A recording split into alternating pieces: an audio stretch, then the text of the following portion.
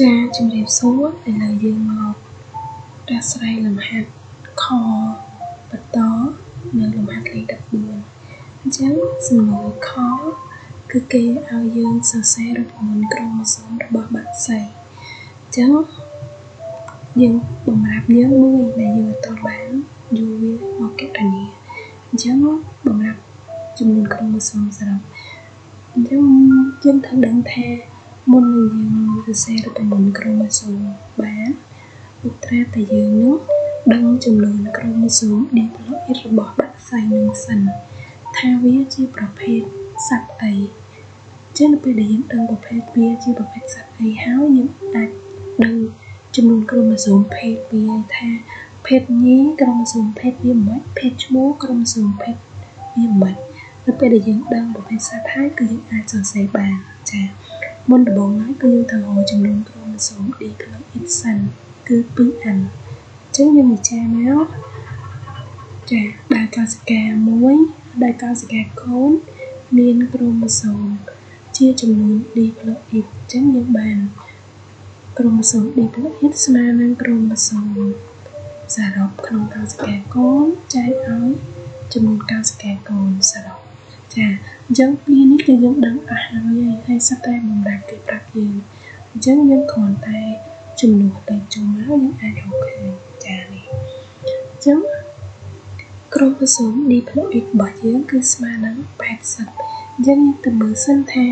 2n ស្មើ80នោះវាជាប្រភេទអីបក្សីអីចាអញ្ចឹងយើងទៅមើលក្នុងតារាងអញ្ចឹងបើសិនជា 2n ស្មើនឹង80អញ្ចឹងយើងដឹងហើយវាគឺជាប្រភេទសត្វទាអញ្ចឹងយើងត្រូវដឹងមួយទៀតថាតើប្រភេទសត្វទាក្រុមម៉ូសូមភេទនេះបែបណាចានេះអញ្ចឹងយើងមើលនេះអញ្ចឹងនៅក្នុងចំណោមដៃនេះយើងអាចមើលបានគេថាចំពោះឋានកសត្វល្មូនកង្កាបសត្វលោកស្លាប2ក្រុមម៉ូសូមភេទរបស់វាភេទឈ្មោះវាគឺ XY ភេទញីវា XX ចំពោះថាតាំងប្រមាណហ្នឹងប៉ុន្តែចំពោះបក្សីវាបាយនិងត្រីសាម៉ុងអញ្ចឹងផ្ទុយវិញក្រុមម៉ូសូមភេទរបស់សត្វញីគឺ XY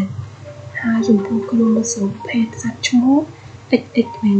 អញ្ចឹងកន្លែងហ្នឹងគឺយើងត្រូវចាំដែរគឺនៅពេលណាដែលយើងអត់ចាំ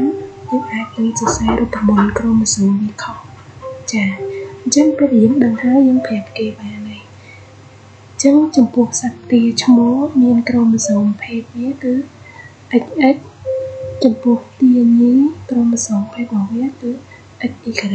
ចឹងនៅពេលយើងប្រាប់គេចឹងហើយយើងអាចសរសេរចឹងរូបមន្តក្រុមម៉ូសូមវាគឺចំពោះសត្វទាឈ្មោះ 2n ស្មើចាចំពោះសត្វទាឈ្មោះ 2n ស្មើ80អញ្ចឹងវាស្មើនឹង